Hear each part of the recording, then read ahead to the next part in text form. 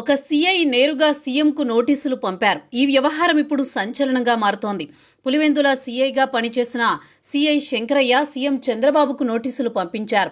ఆ నోటీసుల్లో తన పరువు ప్రతిష్టకు భంగం కలిగిస్తూ మాట్లాడారంటూ అసెంబ్లీలో క్షమాపణలు చెప్పాలని డిమాండ్ చేశారు. తనకు 1.45 కోట్ల నష్టపరిహారం చెల్లించాలని పేర్కొన్నారు.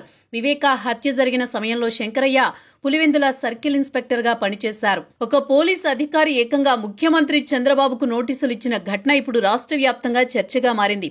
వివేక హత్య కేసులో పులివెందుల సీఐగా పనిచేసిన శంకరయ్య ఇప్పుడు చంద్రబాబుకు నోటీసులు ఇచ్చారు. ఈ కేసులో తనపై నిరాధార ఆరోపణలు చేయడమే కాకుండా తన ప్రతిష్టకు భంగం కలిగించేలా చంద్రబాబు మాట్లాడారని, దీనికి తనకు 1.45 కోట్ల నష్టపరిహారం చెల్లించాలని అసెంబ్లీలో బహిరంగంగా క్షమాపణలు చెప్పాలంటూ చంద్రబాబుకు పంపిన లీగల్ నోటీసులో శంకరయ్య పేర్కొన్నారు. తన న్యాయవాది ద్వారా ఈ లీగల్ నోటీసులను శంకరయ్య చంద్రబాబుకు పంపారు.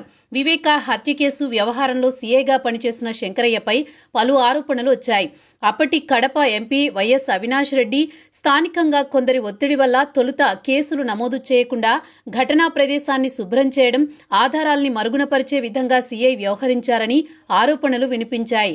శంకరయ్య ప్రస్తుతం కర్నూలు రేంజ్లో వీఆర్లో ఉన్నారు. వివేక కేసులో చంద్రబాబు తనపై నిరాధార ఆరోపణలు చేశారని శంకరయ్య తన లాయర్తో ఈ నెల 18న నోటీసులు పంపారు.